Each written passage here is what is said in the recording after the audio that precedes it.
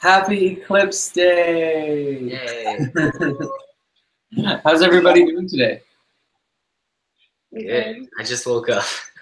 Nice. I'm in the Pacific. Where are you? Pacific. Okay. When does the Los eclipse Angeles. What's up? When does the eclipse start for you? It's a partial eclipse, but I think it might start in an hour or something. I don't know. Yeah, that's sort of our plan, is to do this call up until the point where it would be beginning, and then actually kind of going straight into a big meditation for a while, and then also posting a special new spirit science video. If we can hit the mark, we want to post it at 11:11. That's my goal. But otherwise, it'll get okay. Isn't that going to be 11/11/11? Yeah. You guys, Oh, you have a dog? I have a dog too. Let me show you him. this is Daisy. This is one of the 3 dogs that are with me. Are you guys meditating inside or outside? We'll probably be inside because we have a nice cloud cover today, and we won't be able to see any cosmic things, but we might be able to see like the sky get a little bit dimmer potentially. Yeah. But being in Winnipeg, we're only going to get about 60% of coverage. So. Okay. Yeah. I was hearing about the different types of like meditations, whether it should be done outside or inside. And I'm like so like heartbroken between what to do. Aww. Best friends. I call her like she's my little angel because she's nothing but a sweetheart. Like she has helped me out through so many rough patches. Yeah, dogs are magical. Welcome, Eddie. I don't know if you can hear. Yes, absolutely. Welcome, crew. Hey, Jordan. Your birthday is May 19th? That's correct. I can tell you about your birthday. So 19 plus 5 is 24. Based on your birthday, you should really like your house. You talking about like my astrological house? The house that you bought. Oh yeah, no, I mean we're renting, but I love it. Yeah. Hey Karen, what's your birthday? Talking about like my astrological house? The house that you bought. My birthday is October 23rd. Okay. So based on your birthday,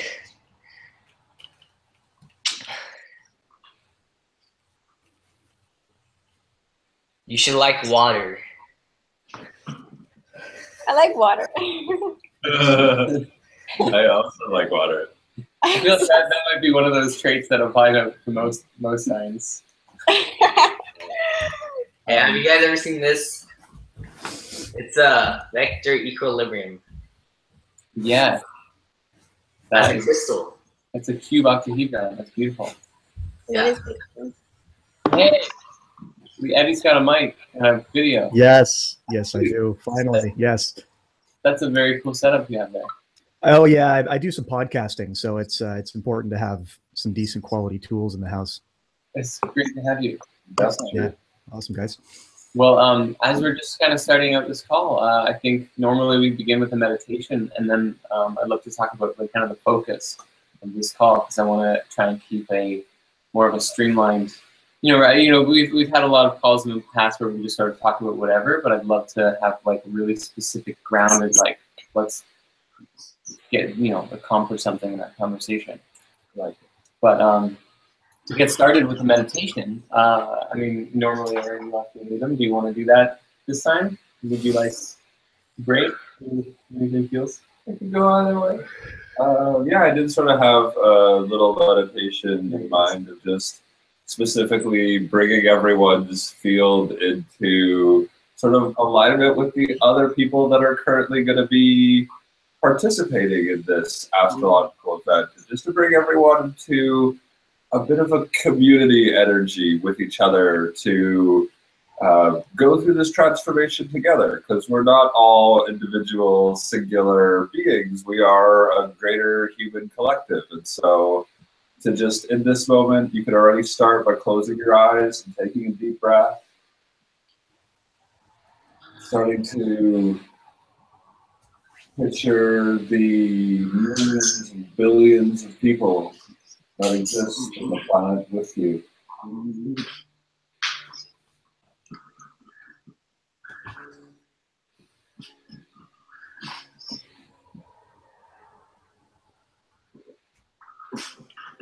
Start to picture the movement of people across the United States, gathering in awareness for the eclipse.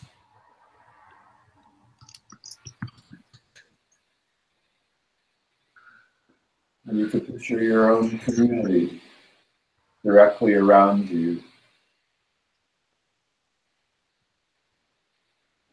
And the ongoing events of your city.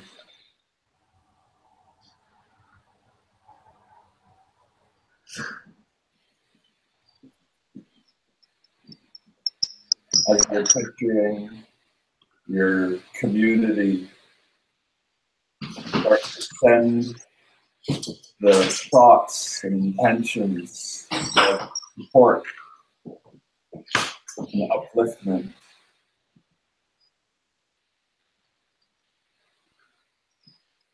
If there is anyone in your community that might need some support, in this moment you are sharing with them.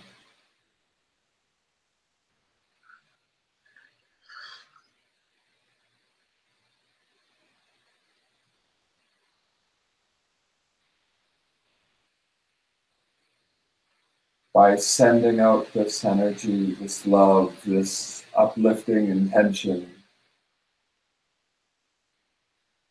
by tapping deeper into the community of souls around you, we can start to observe how that community uplifts us and supports us as well. Seeing how interconnected we all really are.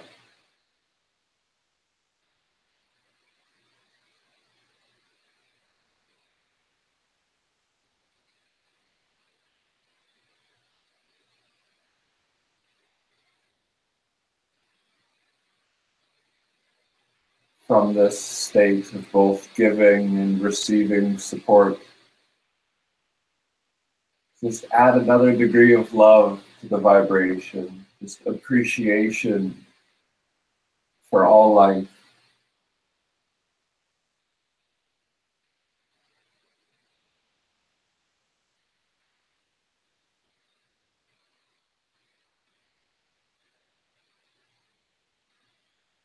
And then as you come back to the present moment, holding the space in your heart for your intention, for humanity, for your community, for yourself, and shining that light brightly as we go out and change the world.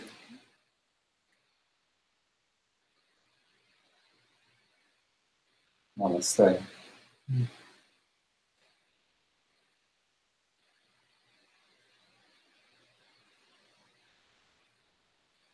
Thank you, Aaron. I love the grounding into changing the world, because if you saw the title, that's really the intention that we're going for here. It's how do you change the world? How do we change the world? You know, he's showing up the flower of life here on that picture. Yeah. You can use my notes. We're on a laptop, Nicholas. Cool. Because yeah, I want to talk about that now for a minute and open up this conversation, because we.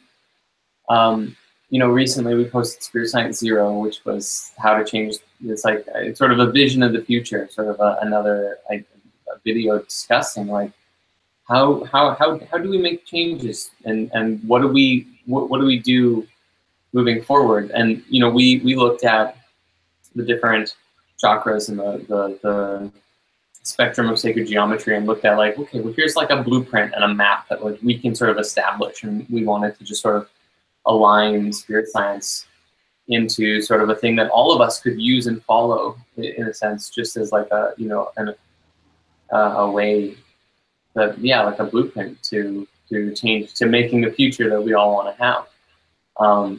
It was interesting because there was a lot of comments about, you know, there's like, what about the impending destruction and impending, you know, like what if, you know, like there's so many different facets of moving forward. Like humanity has taken such liberties in so many ways that there's going to be some destruction.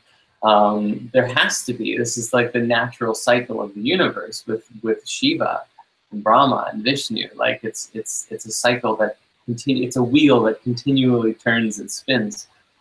And I was learning too in the nature of the Kabbalah, you know, people have this kind of fear of like what is evil, but the way that the Kabbalah would describe evil is really just looking at like an energy that's moving opposite to the natural current, which sometimes just comes from your perspective.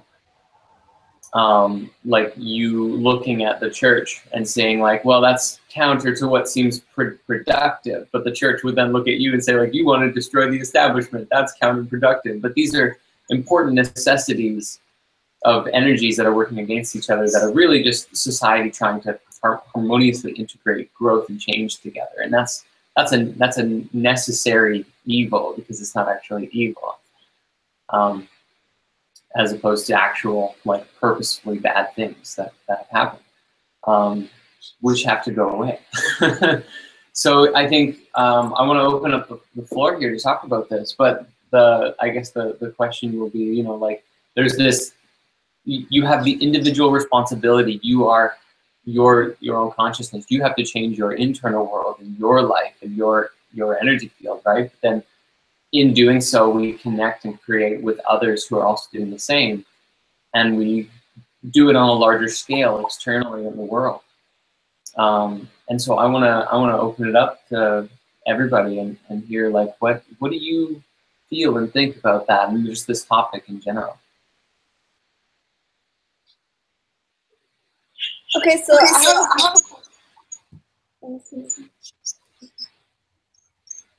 Go ahead.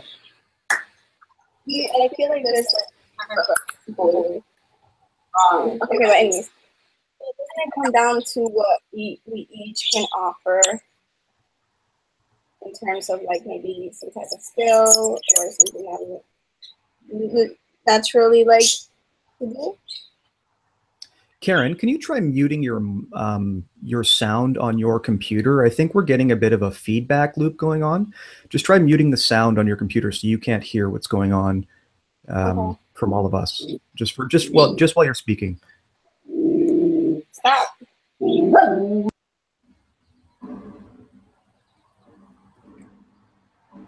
Oh no, not your microphone. Yeah. Don't mute your mic. Just your speakers. Just your I don't really know how to do that. There you go. Just turn your volume down on your computer. Put it that way. But then I can't hear you guys.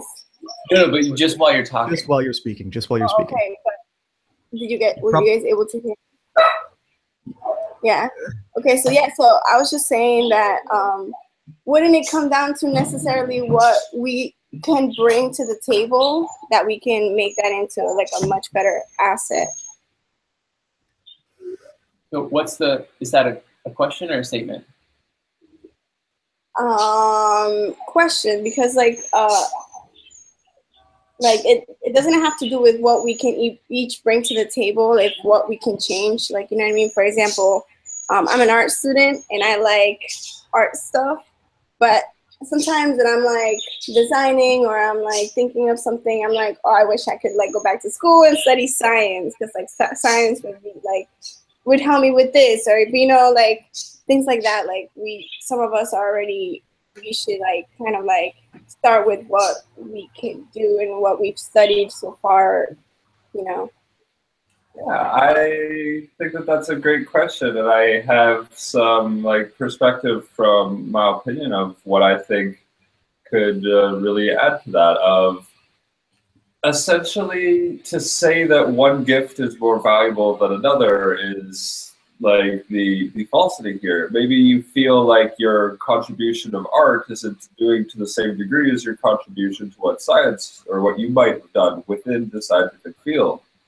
But I would only like offer the suggestion of a lot of times inspiration from another person or that motivation, that like idea, that spark. If you picture a scientist potentially like going through and finally finds your piece of artwork, and that inspires a thought in them that allows them to perceive something differently, like the potential solution to their formulas that they've been working on, that was inspired through your art. And so everyone plays a very unique but very important role in the greater community, in the greater collective. And a lot of times too, like the support roles or the healer roles or the members of society that aren't necessarily as like apparently working towards achieving it don't get the same degree of respect or appreciation as any of the other roles, because yeah, like the support roles, the community roles, the individuals who are really working towards helping each other up is often sometimes the most important. And so looking at the artists and the musicians and the contributors, the like parental guidance as being like, that's an extremely profound and important member of society. And if you're really embodying those skills within yourself to do that profession to the most noble degree that you can, that really is like such a tremendous gift. And so like holding the intention of like creating change, if you just look at those things and say, how could I do what I already like doing better or more in service, or like grow within that capacity to be more generous in what it is that I'm already doing, right? Hey, I was just wondering, did you guys know Jordan means to flow down, also to descend? Yeah, we did. Cool. I think before. What's his name? My name? Yeah. This is Aaron. Aaron? Aaron. All right, so that means lofty or exalted high mountain. Yep, that is the definition I've been told as well. Yeah, and then Karen means pure. Oh, thank you. What does Nicholas mean? Nicholas means strife. Now my middle name means prosperous. You have to do Joshua and Eddie now. Joshua means God and salvation. Makes sense. And who? What's the other name? Eddie, or is it Edward? Edward means guardian. There it is. That makes sense. I feel that. Wait, Karen, what's your middle name?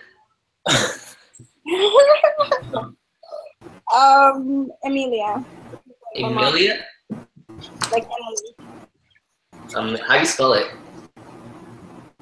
Emili. All right, so that means laborious eager. It means you're eager. I want to briefly just say welcome to have a name here other than Divine Destiny. But it's great to have you. Good to see you. Yeah. And the eclipse starts where I live. The eclipse starts at 9:06 a.m. and it ends at 10:22 a.m. Cool. Now I don't mean to. So in regards to the names, this is very interesting. We're actually like what you're doing and what we're presencing here is like really tapping into who we really are. Like what do our names mean? Like we were given these names for a very specific reason, right? Like whether we know it or not, and they hold a resonance for us and for who we are. And I wanted to actually just presence really quickly too on some of the stuff that Aaron was saying before in answering Karen's question. When you said specifically like, you know, the assumption of like one thought or trait or thing that you could do being more valuable than another. And I just wanted to speak to that for a moment and suggest too that like the value really comes from a number of things, but that's really ultimately like within you. If it's more valuable for you to learn art or to learn science or to learn both and fuse them within yourself, right? And then you find the value and you find the meaning and like the drive and the compulsion to continue it and share that with the world. And then also like once you're sharing it, the value then is going to be experienced by those in the world. So like as raw energy, right? It's like as like the data space on a hard drive on a computer, it's like all of it is equal the same thing, right? It's a giant field of zeros and ones or what have you, right? Or like before they have even been programmed, they're just a giant field of potential zeros and ones. But it's after you ascribe the meaning and start installing apps or installing the things that you want, that then like the space starts to get used up, and there you find like the quote unquote value, because then you relate it to like the experiences that you have and what you use it for. Like Adobe Animate is valuable to me because I use it to make cartoons, right? And then share it and what have you. But I wanted to presence that too, just in that, because like there's literally an infinite field of possibilities when you're setting your trajectory for your life moving forward. There's an infinite number of things you could spend your time doing and learning, and you could try to learn everything and you would never succeed. I mean, but you can succeed in any particular avenue that you choose to put your focus in. And it's really about then like finding the things that you love to do and devoting yourself to it, to see to it that you like become a quote unquote master or expert in your fields, that like, so that you do know and you do have the experience of really, yeah, like taking your learning to another level. Study. Yeah, your studies. Aaron pointed out learning's a lot, but that's not a word. And I was like, but it sounds good. What is a learning? What is a learning? So, but I wanted to show you guys this. This is a brain. This is the universe, and this is a brain cell. Yeah, look at that. They are virtually identical. Actually, it's so fun, amazing. I love this. Like, I don't know if anybody here has ever looked into hermeticism, but one of the principal concepts in this ancient practice and teaching is that everything in creation is a giant living mind. All of us, all of our manifested, all of the patterns, all of the energy, it's all just mind and thoughts, like of a much greater expanded mind, from like what they would describe as the mind of God, this infinite field. The dream of Brahma. The dream of Brahma, Ein Sof Or, you know, and it's such a beautiful thought, because that in and of itself is powerful in the topic of how to change the world, right? You've got, like, if you want to make a change, think it and will it into being, because you are that which you think about. What you perceive, you create. And that's, yeah, actually, Eddie, you just made a comment on the text, but do you want to talk about it in audio real time? Yeah, sure, absolutely. What I was doing is just piggybacking on what you were doing. I just put a reference in there for you for the three initiates back in the early 1900s wrote a book called The Kybalion, and anyone who's familiar with the Kybalion understands that hermetic principles are really quite powerful. They serve as an interesting baseline for most of our consciousness, especially as it is in the interactive phase of that. So, you know, the as above, so below phenomena is very, like, just to touch base with what, what's your name? Sorry, Nicholas just shared with us. What you shared, Nicholas, that wasn't a universe. That was actually the dark matter that is being represented. That was the, oh, yeah? the graphical. Yeah, it's rooted in the dark matter or what science is currently calling dark matter. Pardon me? The dark matter is what holds the galaxies together.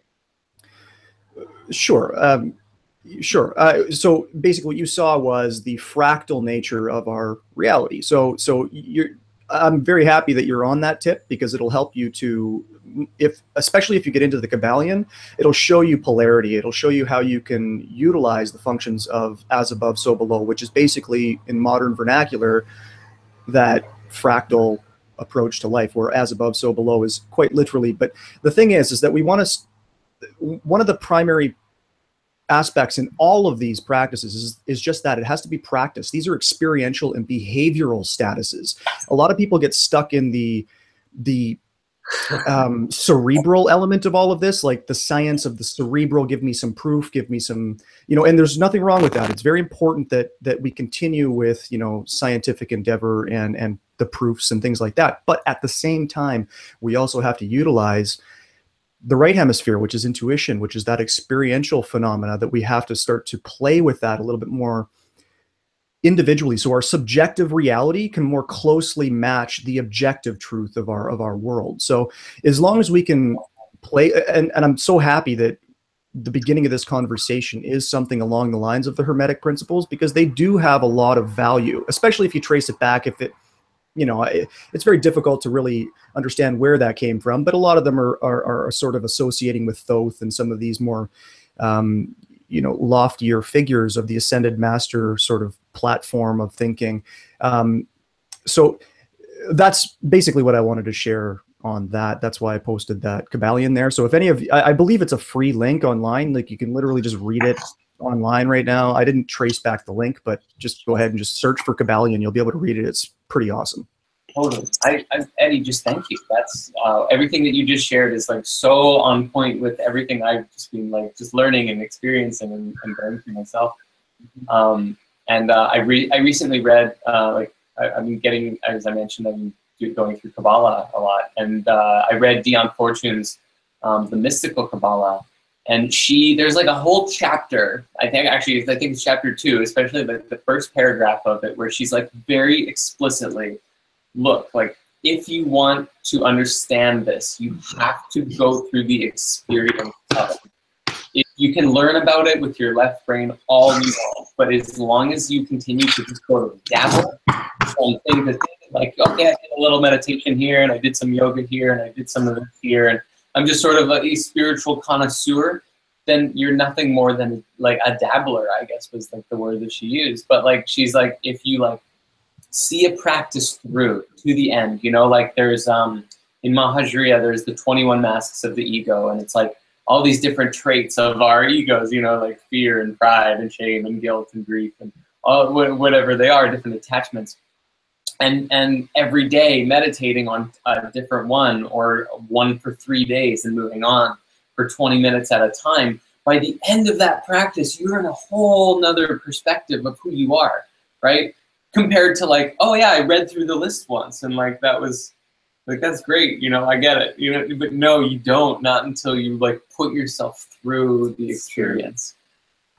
Yeah, it's the difference between the armchair philosopher and the saint or sage. The saint or sage is the application. You can be an armchair philosopher all you want, and often there's a great deal of wisdom in that, but it's more like knowledge than wisdom. Wisdom is applied knowledge through the filter of our human experience, or whatever experience, relatively speaking. So right. Yeah, I love that. And I want to add to this equation too, going back to the as above, so below mentality through that image as well. Just re-grounding in the understanding of putting it into practice for me often means looking at if something is externally being shown to me through, we'll say like, the news is talking about some issue, or there's some current events going on, or people are commenting, sending me messages, I see a thing. How can I take that as like a specific information that I need right now? Or how is this understanding of something that I'm viewing outside of myself actually a representation of something that I need to do? And so this becomes like a very quick little turnaround type practice, where you look at how is this something that someone else is doing. We'll say like even like the smallest of so-and-so needs to clean up after themselves. you have that thought and then you flip it around and go, how do I need to clean up after myself? Or why am I thinking that thought from the perspective of, well, if the thought moved through me, but it might not be that I need to think about someone else in this context. How would I act, or how should I act in this concept? And return it back onto like that lower level of energy. Society needs to get better and do all these things. Well, what do I actually need to improve on a realistic basis in my own day-to-day life? And let's start there. And so that kind of like, again, grounds it back to the make it an experience practice, as opposed to saying what society, what everyone else should be doing. Every time you have one of those thoughts, just contemplate what it would be like if you had that thought first, but just about yourself, and then take action. There's how to change the world. Actually, I would say, because that's the thing, right? It's, we're always like finger pointing, like, oh, these people are destroying the planet, or these people are doing this and that, right? But like, where is that in you? Yeah. Yeah. So what's the best way to change the world for the better? Be yourself. Yeah. Don't be afraid to be yourself. Your authentic self. Your authentic self. Be piggybacking on what you were saying, Aaron, is that I think Greg Braden really fleshes this out really well.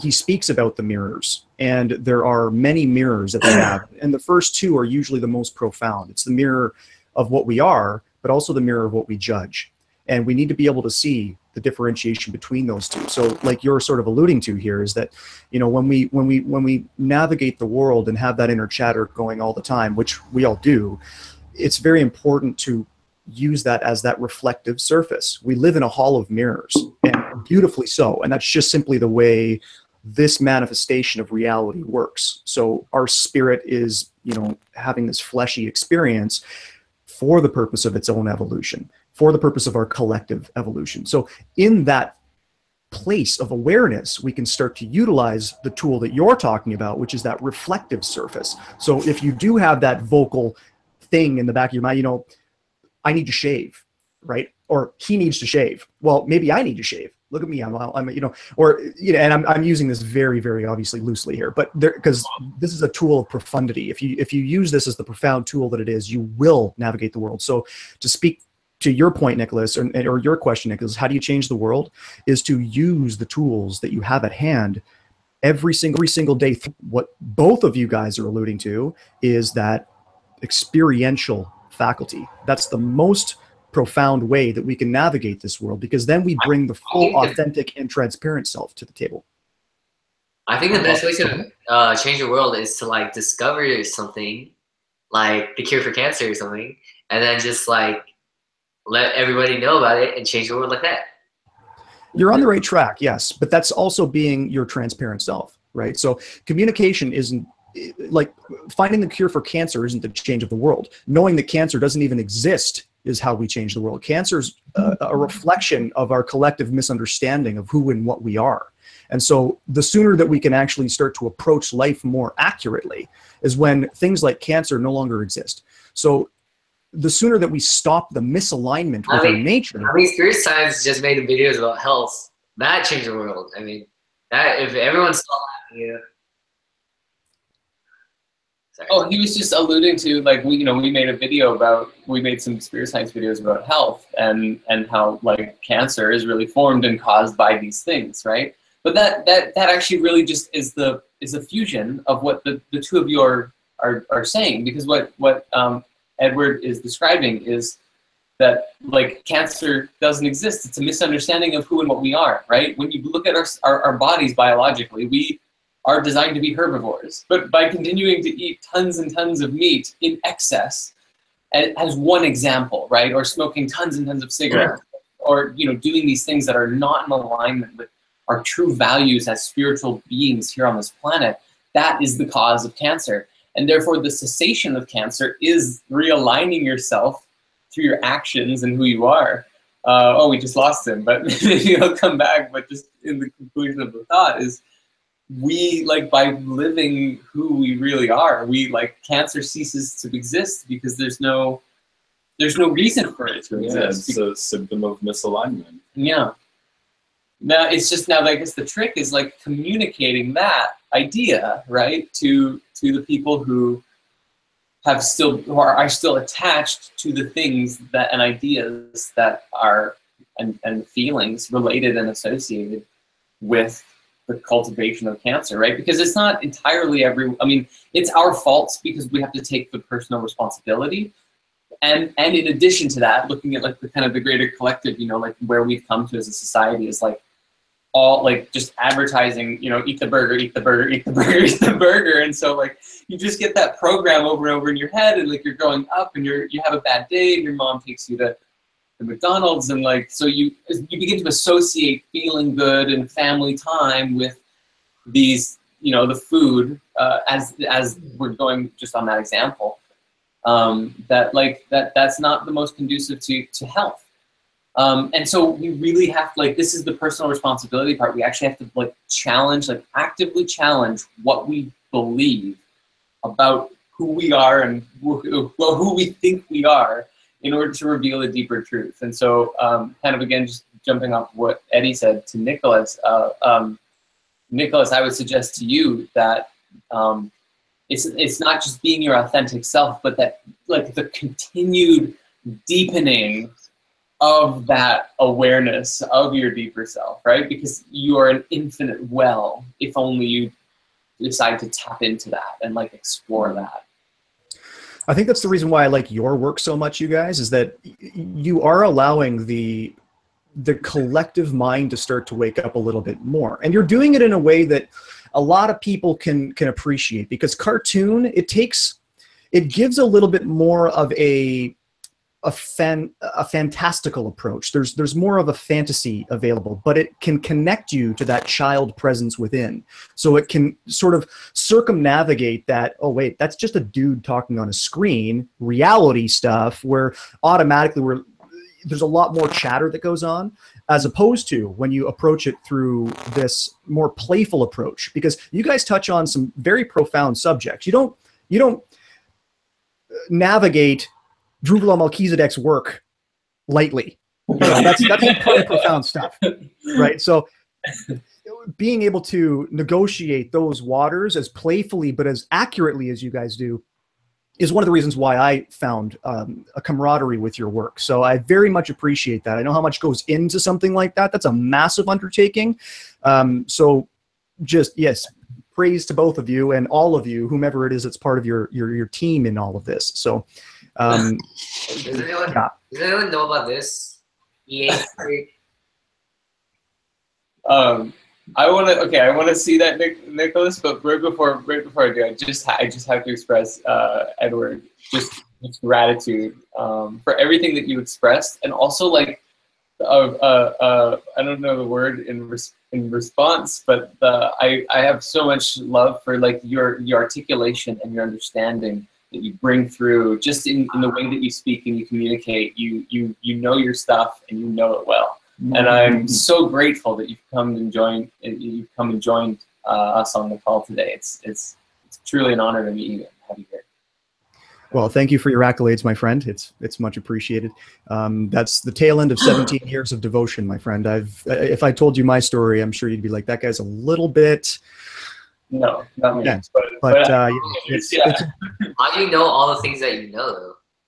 It's not about knowledge. It's about the internal flow of wisdom. So what I did was I paired both the masculine and the feminine. I didn't know I was doing that early on, but you'll notice in your journey, if you decide to take both the masculine and the feminine approach. So let me clarify that a little bit. So the masculine approach is study. It's looking at information. It's being able to categorize and isolate and delineate and do all these things that we can sort of map and whiteboard and all that kind of stuff. The feminine approach is the more intuitive, more experiential approach, where we allow ourselves to marinate in these ideas and use that marination to allow other properties that aren't part of that rigid mental structure, and we allow all the other faculties to give us those intuitive presences. And that's one of the problems in the world right now. Problem isn't the right word, but that's one of the challenges that most of us have right now, is being able to illuminate that presence of our inner understanding, that profound understanding that connects next to to the infinite nature of our being, allowing that to permeate our ability to be. Because thought is, you know what, I'm not going to get too deep into this, because I think maybe what you're asking is just how do I know stuff? Use the balance between masculine and feminine. Study things, get into some books, you know, read some stuff that is along the right path of the thinking, giving you, you know, more and more breadcrumbs along your path, but then allow it to be that experiential moment, because what happens when you pair those two is something even more profound. I'm not sure if it's going to resonate, but that's where you come to the child, and that center child point is where we all have to be manifesting from, because it gives you the blessings of both, but you transcend both and you become something even more powerful. So that's the navigating point. That's the Christ consciousness. That's that place where we have the ability to start to truly navigate the universe. So I don't know if you got all that. You're kind of busy there, but you know, we're that's what I want to share about that anyway. That's awesome. Sorry, Karen, please. No, that was beautiful. You guys are all really beautiful. I mean, what I was gonna say is I'm gonna add on to that. That also, like, community coming together and building together and bringing the understanding of what we all know and bringing projects into fruition for the better of the community. Because, like, one person, I mean, yeah, we all can change ourselves and we eventually can change the world, but we all have to come together to change the world, because, like Jordan was saying, we have the people that are like, shove this burger down your throat, burger, burger, burger, burger, burger. We have, like, those are the people that also need to evolve and feel the change, and like, you know, they're not out of the equation as well. Like, we have to become those people that are influencing the people that are below us, if that makes sense. One point of caution I would make here is that there's so much of the conversation happening in the world right now is very driven by the physicality of our lives. The physical world isn't going anywhere. If we were to blow up this planet because of our stupidity, it's not, we will just simply take a different form. Spirit will find a different form for our evolutionary momentum. So it's not so much about being able to change the world or change people's minds. Those people are going through what they go through. They're actually here to help you accelerate your journey much more profoundly. Now, when it comes down to the ability to, especially in the US, I'm not sure where you guys all live, but I live in Canada. It's about the same thing. It's a little more intense in the US, but there's a very large and dramatic polarity shift that's going on in the US right now. And it's seen through all sorts of different adventures. You know, the whole, like, from one side, it's the SJWs, the other side, it's like this whole other scene of just total corporate control. Being able to understand your part in this whole journey is the most important element of it all. We have an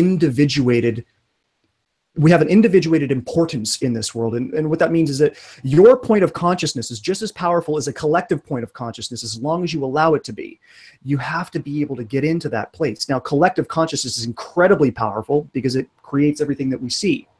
However, the journey that we're all on, those corporate initiatives and things like that, if you use those as tools to navigate your own consciousness, as you play the role in this journey of your life, you know, the life of Karen. What's that, Nicholas? What do you think about, like, how the banks own all the corporations, and how the corporations own all the governments, and like the pyramid, like,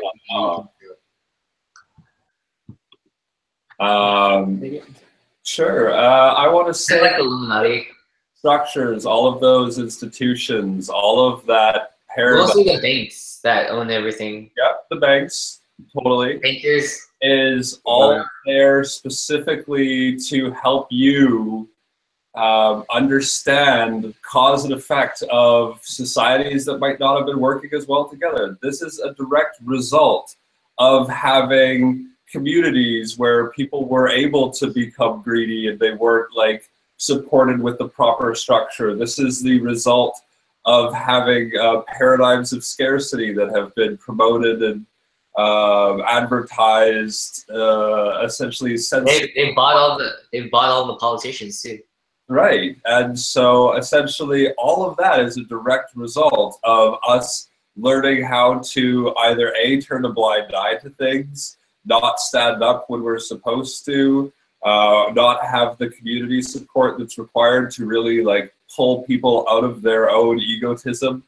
And so the world that we live in right now is a direct reflection of all of the things that we have in ourselves that we haven't maybe fully either come to terms with yet, or that we're still, like, it's a stepping stone in our continued growth and evolution. So you could use the example of the banks specifically controlling and running everything as the idea of your own very analytic perspective within your consciousness, wanting to control and compartmentalize everything and have total dominance in that nature without allowing the expressive, intuitive side of things, like the ability it needs to actually like fully flow without that degree of restricted control and dominance. It's just like a small example of the potential amount of wisdom and information that could come through by looking at something as simple as our current social structure for economic exchange. We have sort of a need to want to exchange and communicate with each other. And so we had sort of taken that to the arena now where people have been able to potentially manipulate that and to create uncomfortable, per se, experiences across great, huge distances.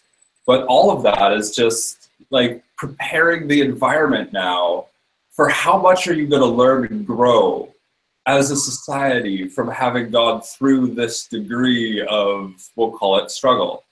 It'll be tremendous growth. And so you look at it as really an opportunity at a soul level to really grow beyond what we thought was possible. This is like a super boss in a video game. If you were to like go up against that boss at level 1, you're not gonna probably last very long, but you have played through the games, and when it comes down to like going up against big institutions and big corporations, you'll realize the amount of experience you've had leading in your lives up to that point in time and all of the people around you, that to be able to overcome these things will be like the greatest reward for your own personal, emotional, spiritual development. And it's all just like stepping stones. And as soon as the big banks are gone, then there'll be a new thing, but just like another further down the road, continual refinement in realizing, again, the cause and effect of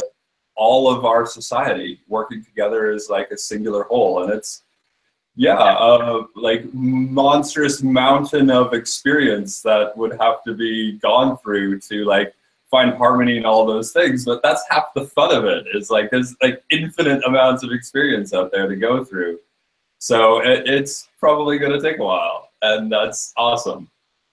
You have to remember too, like kind of what he was saying was like, this when you look at the big banks or all the control or whatever in the world, it's really just like hundreds, if not thousands of years of human evolution compiling and building on top of itself with sparks of inspiration and sparks of, the opposite, I guess, the desire of or the desires of the human ego that have like compounded on top of itself and built different tangents and angles. And really at the end of the day, like everyone, regardless of who it was who developed whatever system along the way, everyone did the best that they could with what they had at the time. At their level of awareness, at their level of understanding of who they were, what they wanted, what they were doing. And so really it's not, I feel like it's not necessarily about like going up against these systems or like accomplishment that the banks are all in control or whatever in the world. Sorry, I just have to mute. I think it's Benson. Like you hearing this. Sorry about that. But yeah, not like necessarily like take down the establishment, but just what do you create? Like what are you pouring forward from your heart, from all of like what is it that you want? And if you want to like see a new social economic standard, it's like then build that. It's not gonna come. I mean, if like what you want is like to see a bunch of destruction, like I mean, that's So there's actually in history when like I'll give you 3 examples of people that want to change the world. Okay. okay. So Andrew Jackson wanted to destroy the bank, and then they tried to assassinate him, and he actually did destroy the bank, and it didn't come back until like the time of like Abraham Lincoln, and then Abraham Lincoln created his own money so that Congress could create their own money. It's called the greenbacks, and he didn't use the banking system. He let Congress create their own money, and then he got assassinated. And then JFK wanted to end the Federal Reserve, and then he got assassinated. So every time they wanted to destroy the banks, they always get assassinated. So yeah. Maybe that's a sign that we should try and do it a different way. Honestly, I mean, How they gonna keep the Bitcoin? But yeah, it's again a continual evolution of there are and have been many attempts already at creating great change and great wonderful things in the world. You look at some of the most enlightened masters that have come down and walked this earth. Many of them were prosecuted and didn't exactly end in what we would consider the best and most positive ways. However, the impact that they created in our collective consciousness makes their human sacrifice, if you want to call it that, infinitely valuable. And so we can like learn from these people's experiences, and like the takeaway from it is how courageous must they have been. I want to use JFK specifically because he knew, in my opinion, exactly what he was doing when he created the executive order to try and take that Federal Reserve down. And he knew that it would probably end in his assassination as well. And he still went forward and did those things, being courageous because it was just the right thing to do. And so we like learn from these experiences, and then exactly as Jordan was saying, realizing that potentially trying to take down that system might not be the best way to it, as opposed to just enforcing the systems that we do want, such as a resource-based economy as illustrated by John Fresco's project, or such as like a cryptocurrency or an online thing that's free and centralized banking. Like, it will continue to grow and evolve as our experiences and as our information does likewise. And so all of these people are just like examples of information of like traits that we could all embody to like learn and grow from their experiences, but then specifically learn and grow from their experiences. It's like, don't repeat the same thing over and over expecting different results. Like, take the information, it's there for you, and then find a new way to act with it. Mm-hmm. And when you see that, like, and just Nicholas, as a final thought too, like you were pointing out, you know, look at all these people who have tried to change the world and died, you know, and got killed.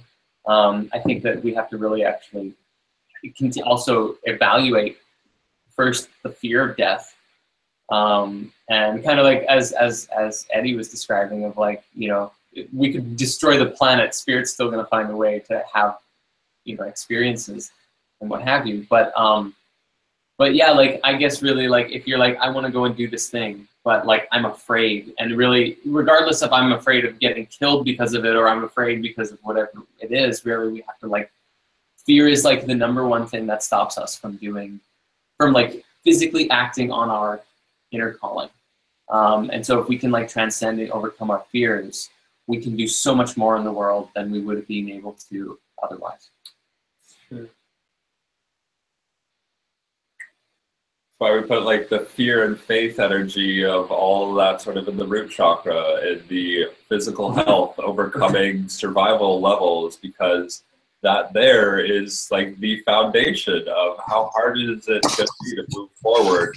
You're doing it from a fear-based perspective, if you're not like physically grounded in what it is you need to do, and moving forward with that faith. It's true. I just wanted to say we didn't put it there. It was already there. We just pointed to it. Well said. Have you guys ever seen this? That's chakra system. Yes. So what I thought was really awesome is the right side, your right side of your body and your right brain receives, and then your left side, your right side sends, but your left side receives. Yeah, actually, I'm so excited you brought that up, because that's well, this is going to sort of expand into a big topic. You know, we have a new video as an exciting thing at the end of this call, which will probably come up in the next little bit. The moment we press stop broadcast here, we're going to click publish on that one. But it's all about the Kabbalah, and the left side is the pillar of severity, and the right side is the pillar of mercy. And so there are these two extremes, and then you have the pillar of equilibrium and balance in the center.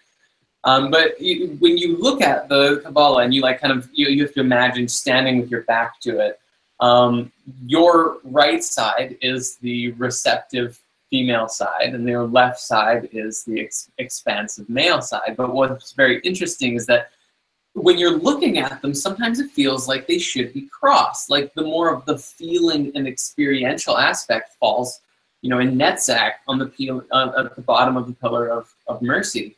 And then like your sort of concentrated mind forms and your thoughts are on Hod on the bottom of the pillar of severity.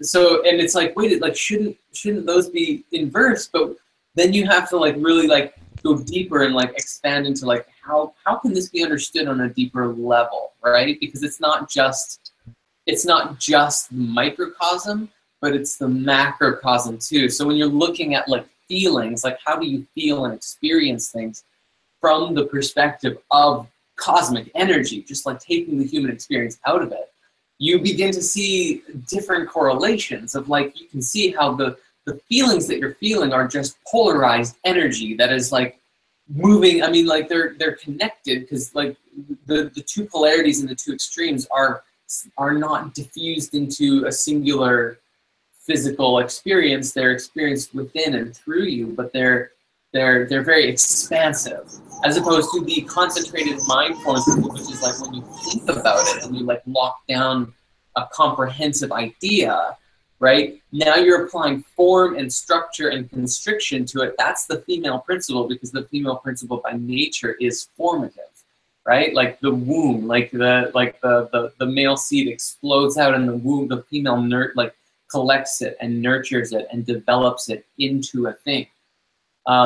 So I'm very excited for everybody to see this video, because we put a lot of love into it. We're gonna do like a series on it. But Nicholas, just as far as that goes, I mean, that sheet that you're describing is like right on point. And if you again take like every day, you know, like set a timer for yourself, meditate for 20 minutes on the root chakra, 20 minutes on the or 20 minutes on the left side of your body, 20 minutes on the right, you know, every day, having like putting yourself through like learning these experiences will dramatically change your consciousness just by your continued practice at it.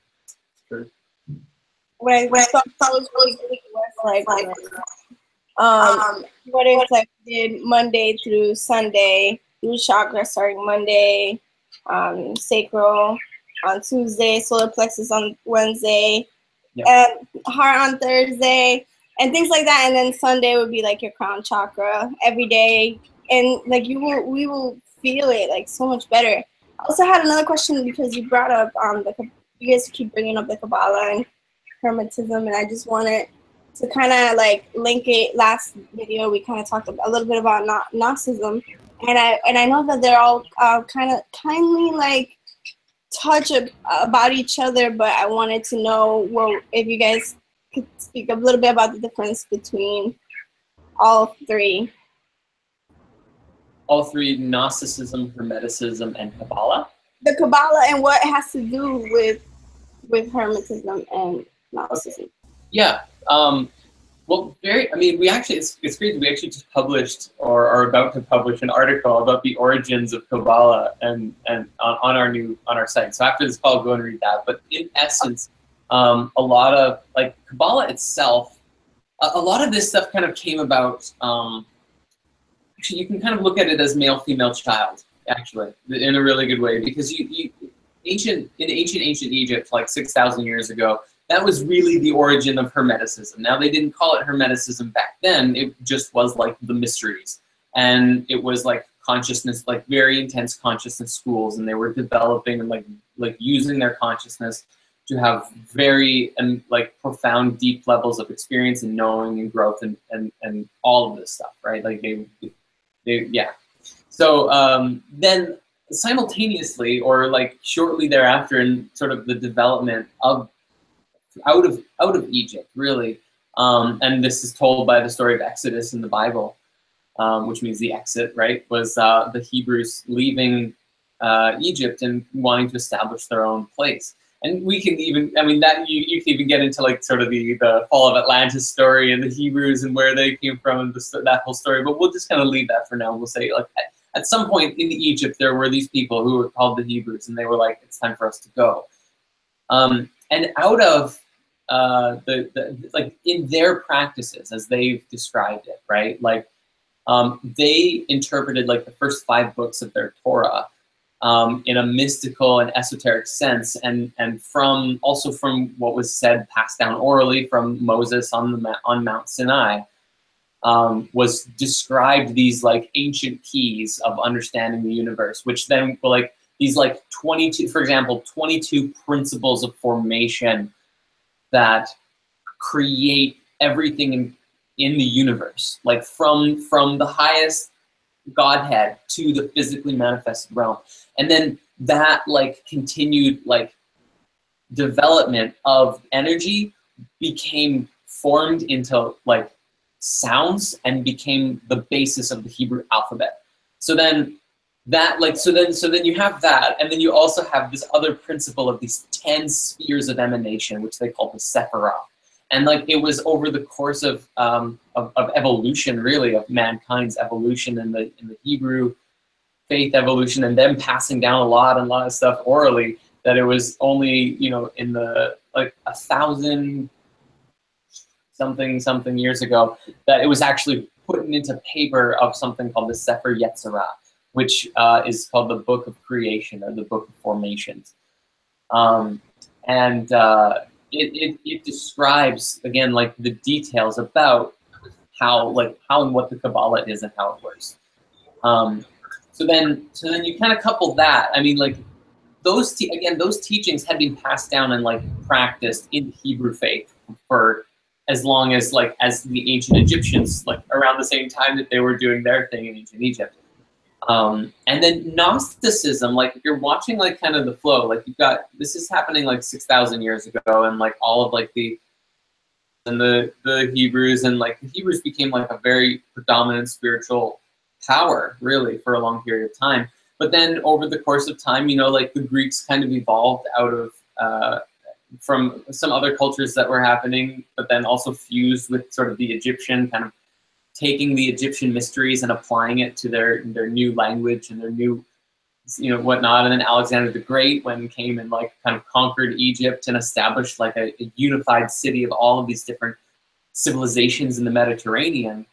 And Gnosticism actually happened as a fusion of like the ancient Egyptian mysteries, the Greek mysteries, the Hebrew understanding, which was developing its own mysteries now because of like Alexandria, and all of these things like fused together kind of created Gnosticism. And actually Christianity itself was birthed in that place. And really that's where where and why Christianity, not only where it came from, but why it's so profound, and like why it's so significant in the world, and why we shouldn't just discredit it just because there's being profound. There's also a great deal of that same sort of hierarchical control structure drama that has happened, just as we're seeing with the banks and the, you know, corporations and everything like that. It's just like structures for humans to control things.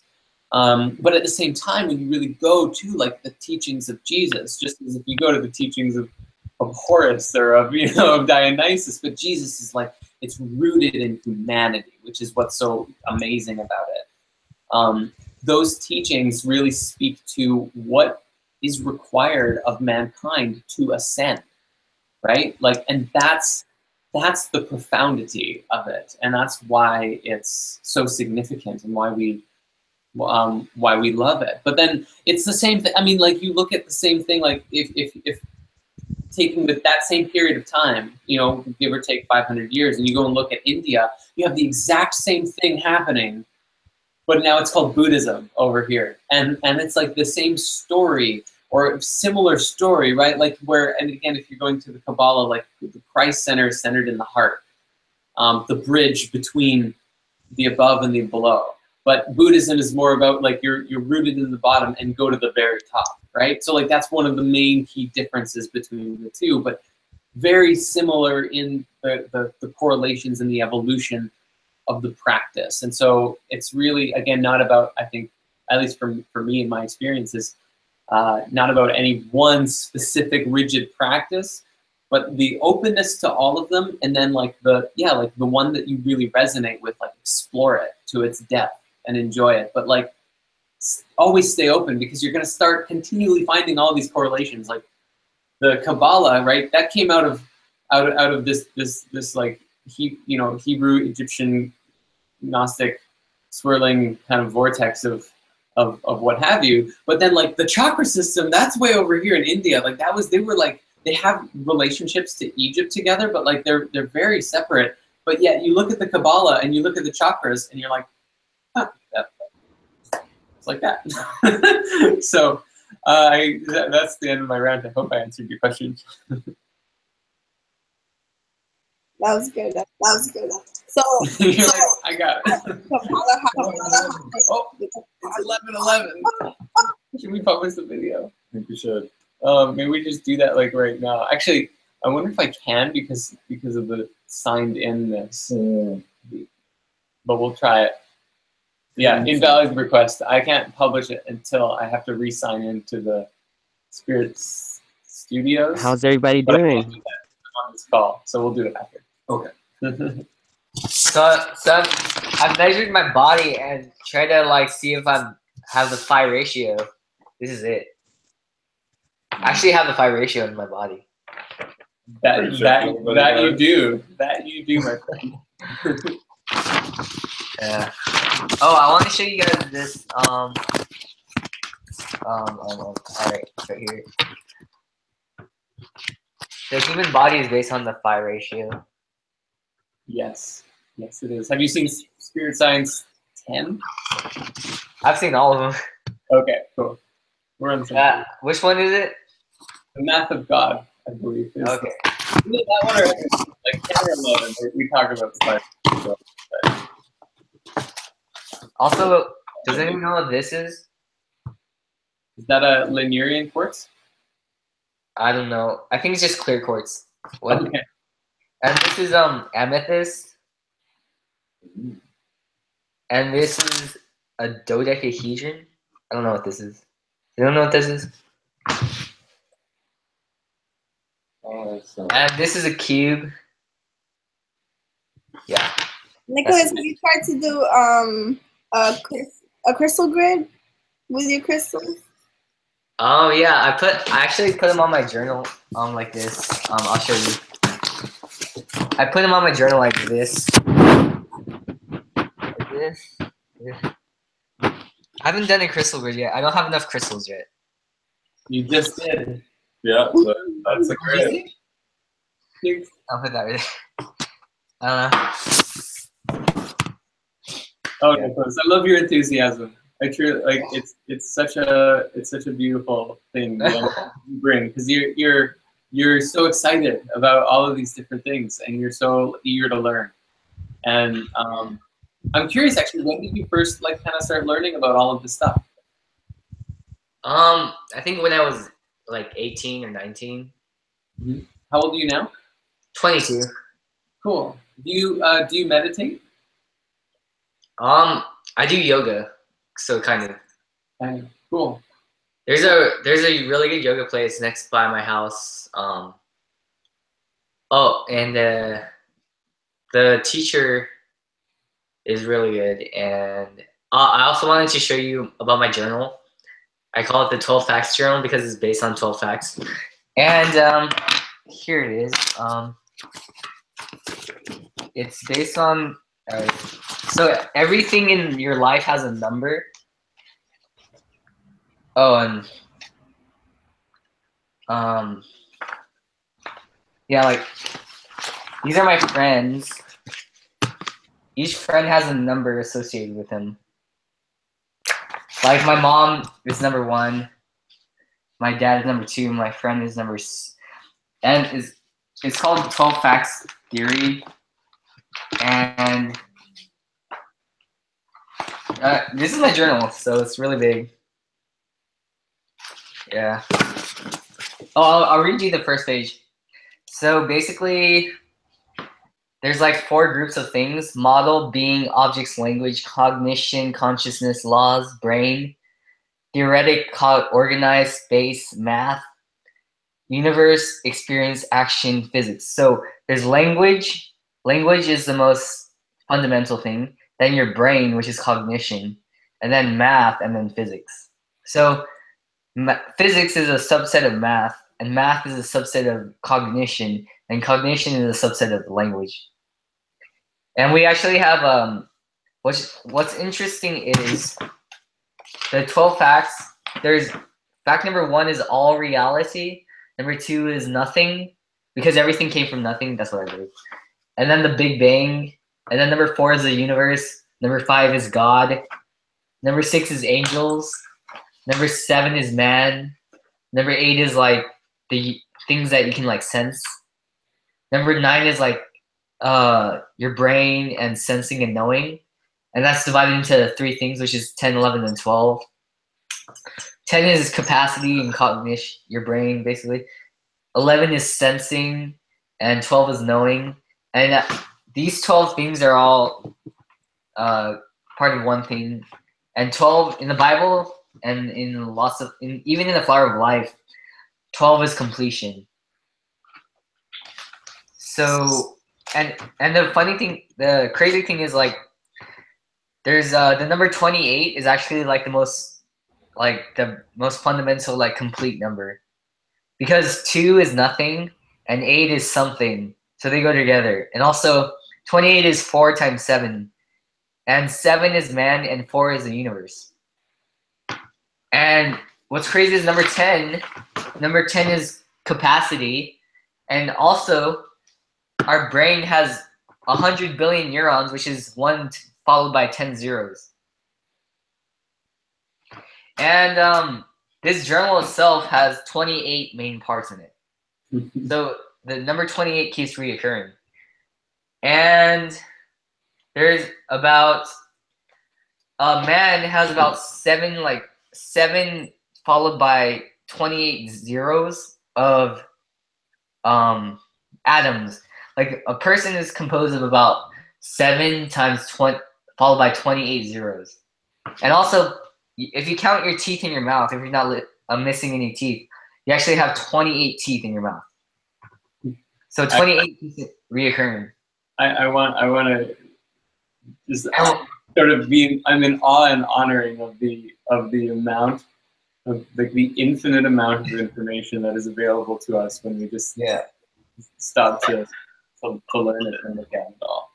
Yeah. Because we could say, I mean, we could go through that for ever. Correlations are. May I digress a moment?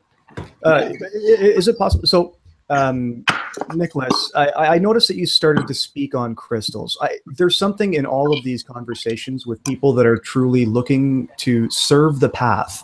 Many are drawn to crystals. Now, I'd like to maybe. I actually had a Reiki session.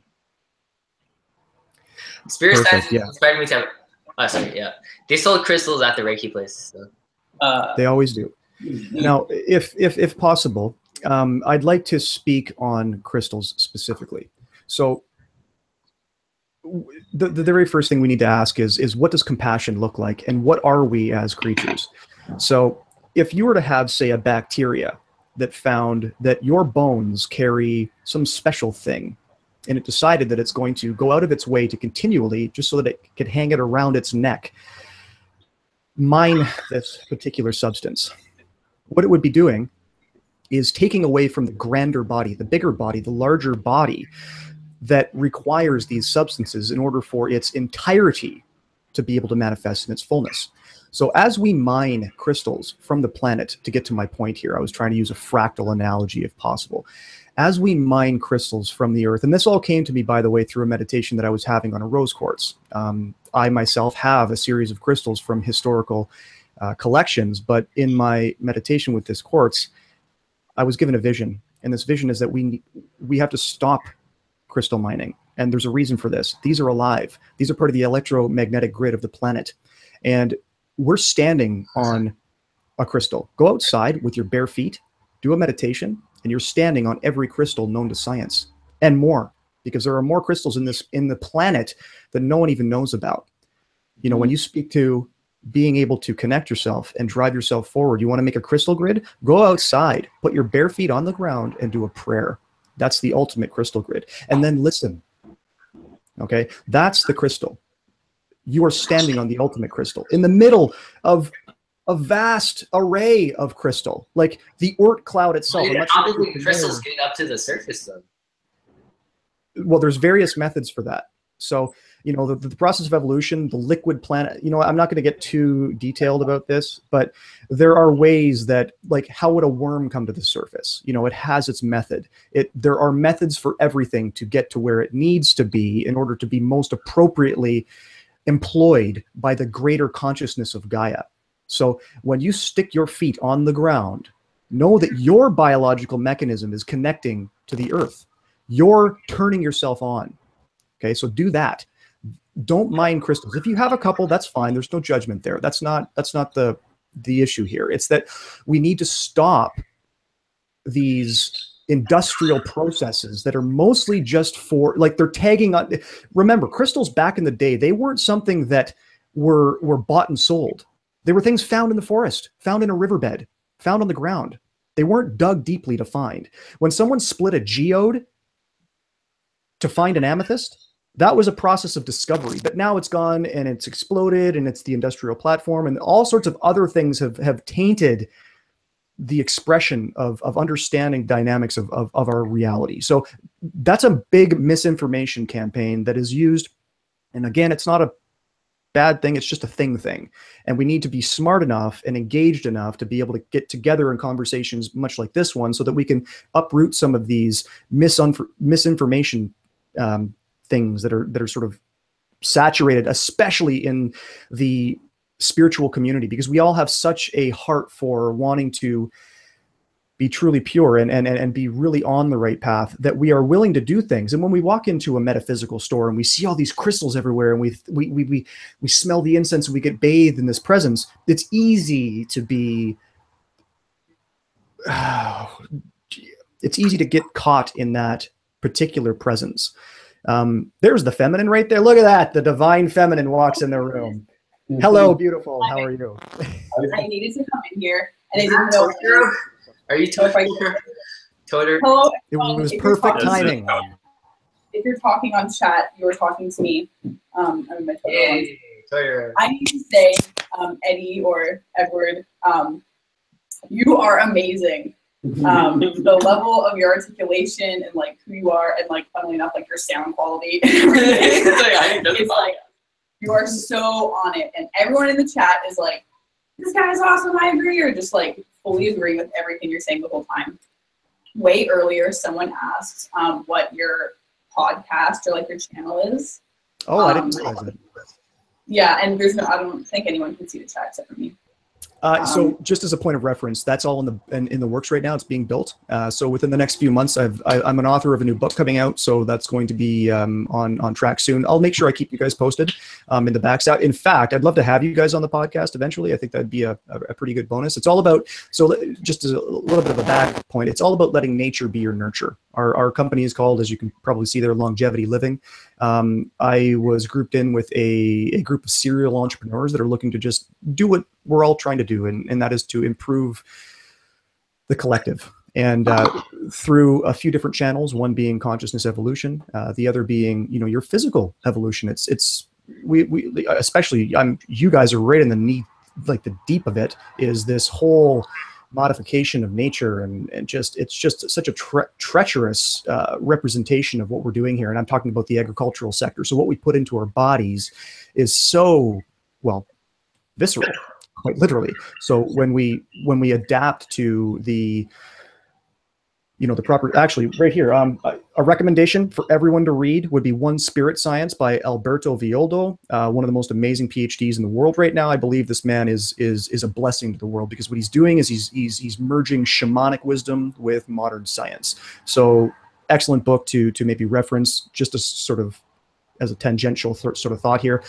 The point here is that I will get back to you guys with all of those links eventually, because within about 2 to 3 months time, we will be launching in full. We're going to have a couple of products for your body for ingestion as well as application, a podcast, a book, and a few other variables, social platforms, and just all that stuff. So much like you guys, I'm here to share what has come through me, and just be another voice and presence in the world. So, and I think that's the reason why I'm so attracted to your message. I have been for a couple of years. You guys have been around for a while now, and I've been very appreciable. I went through the Awakening the Illumined Heart workshop with Drumvelo a couple of years ago, and it was probably one of the most profound experiences that I've had. Having group consciousness and collect like that. My spouse, ex-spouse, she immediately said to me, she was like, dude, you've shifted, your energy has shifted. And I felt that too. When I left the group in the circle, each night, I felt even more empowered.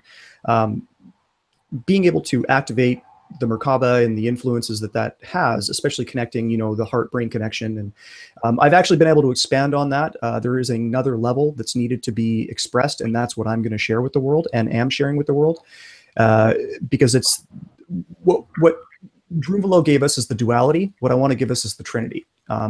It's a little bit more expressive, and a little bit more to the point of ascension. What real ascension is being able to negotiate the spheres of influence. It's not about going anywhere.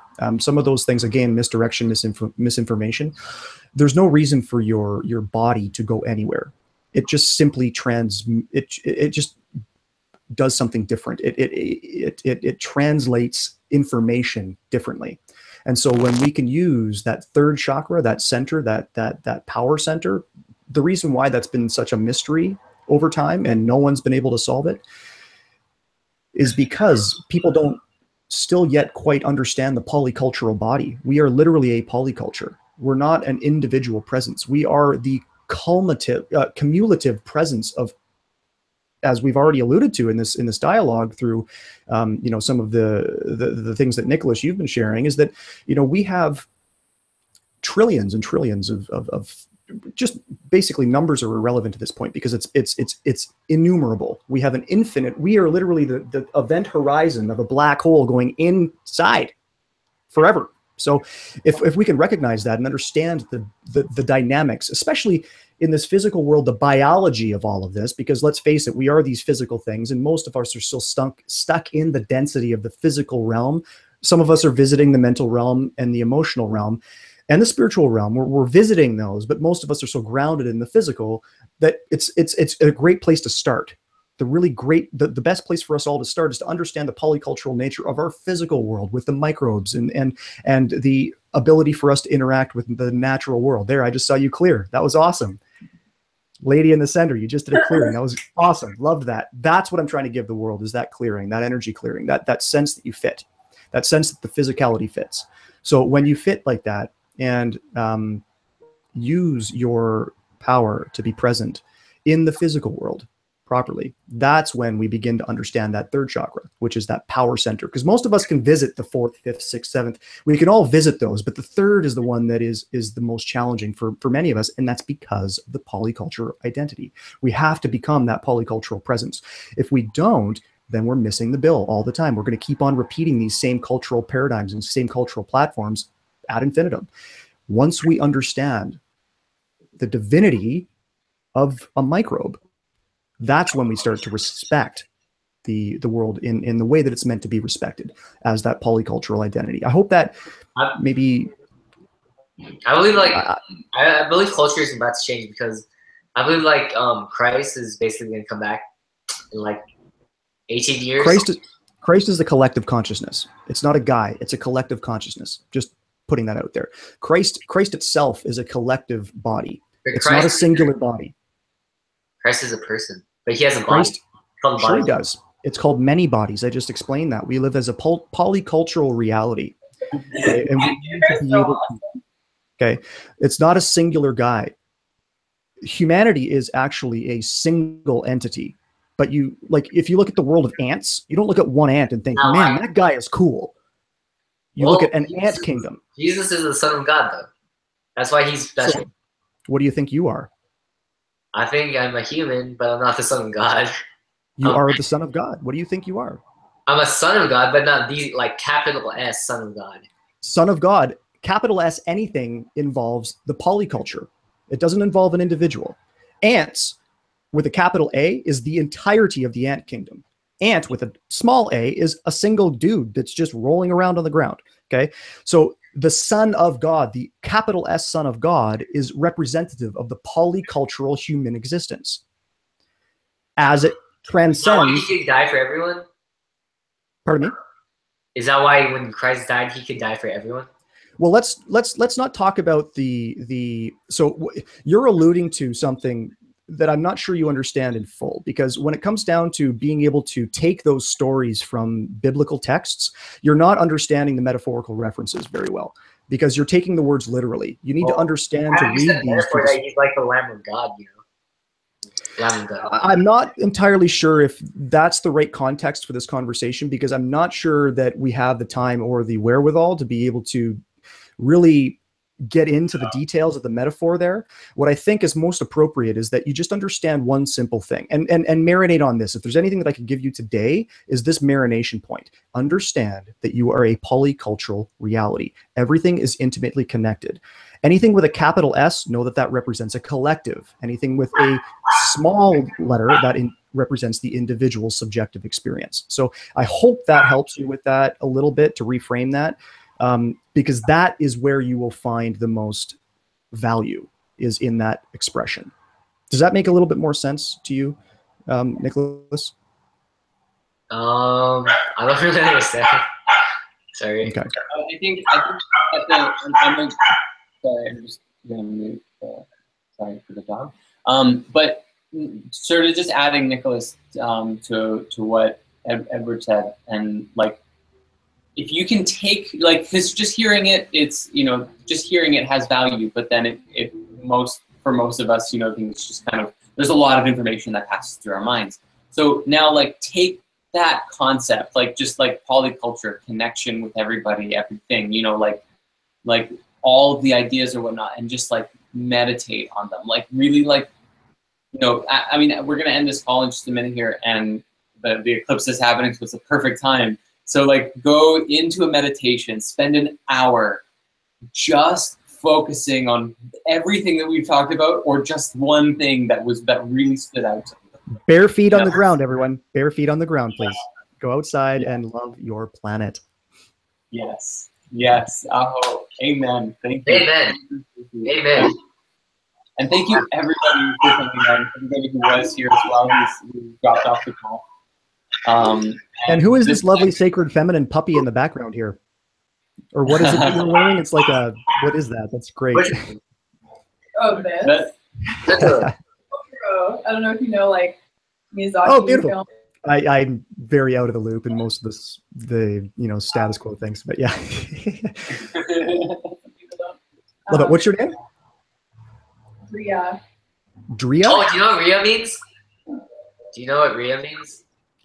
Oh, it's Dria, but my name's actually Alexandria. Oh, Alexandria means. Of course it is. Of course it is. Alexandria means. Right. I know the Library of Alexandria. It's great. But I'll just get back to the comments really quick, just in case anyone's asking things. And just, I want to say, all of you guys are amazing.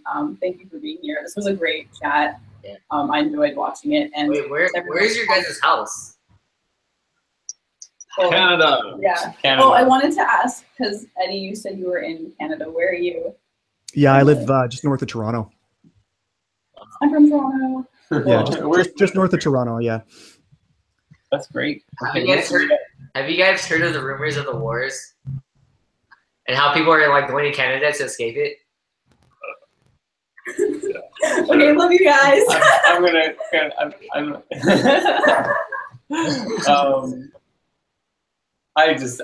love you so much.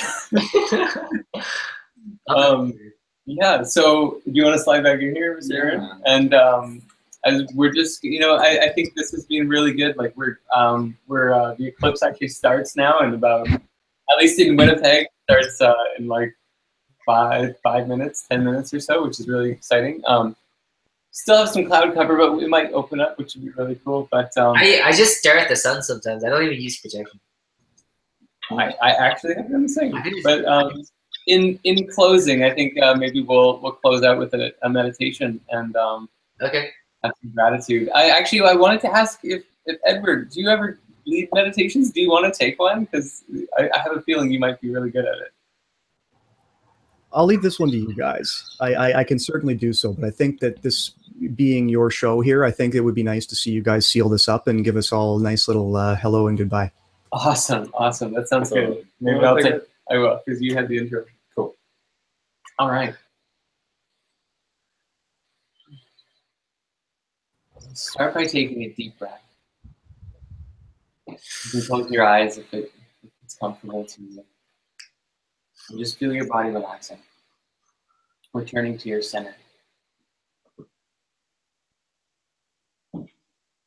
The center of all of your centers. Center of your earth, your body, your emotions, your mind, your heart. And at each breath, make them as deep or even deeper than the last. Feel your presence in relationship to the earth and everything that's around you.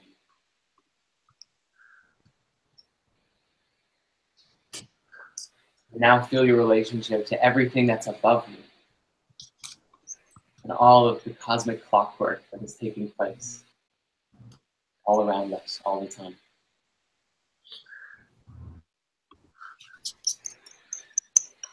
Feel yourself in relationship to the millions of people who are gathered in a single straight line across the continental US.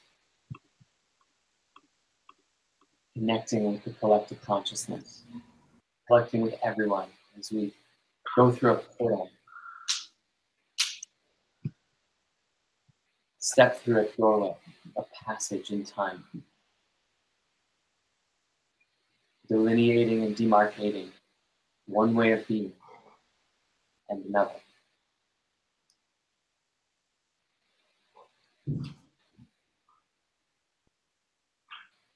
Feel into your belly, breathe deep into your belly.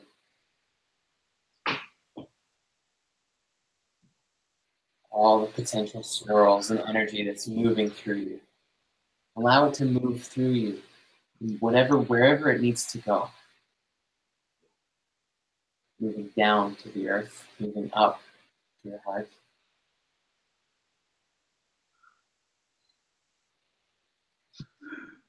Up into your crown.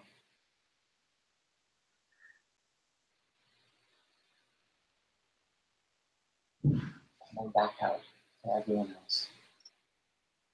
There is nothing in the universe that belongs to you, but everything in the universe that moves through you and stays with you, passing through.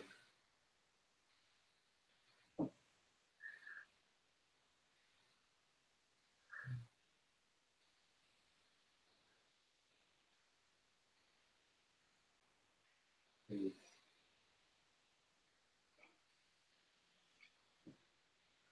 Feel.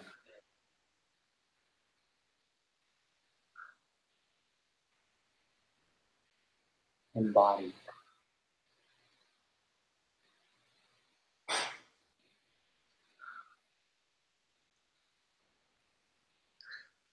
And in your heart, ask for the highest you that you possibly are to come through and ground in your body so that you know that every day, every breath, every action that you take is an action that comes from your highest self. that the ego is your tool and not the other way around.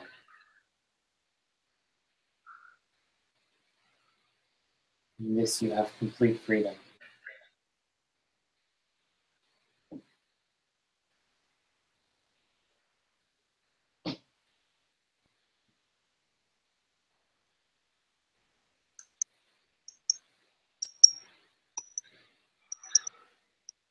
And as you breathe, now bring yourself back fully.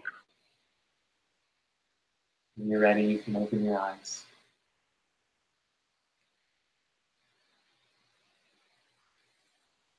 And remember your breath as you go about your day.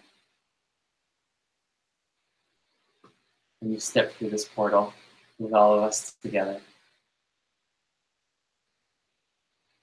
And we go continue and create our lives with setting a trajectory into the future. Thank you all so much for being here, for joining us. Thank you. Thank you. Amen. It's truly been an honor. Amen. Oh, many blessings. Look forward to your next video, guys. Hit launch. Keep an eye out. See you guys later. See ya. Beautiful. Ciao, guys. Thanks a lot.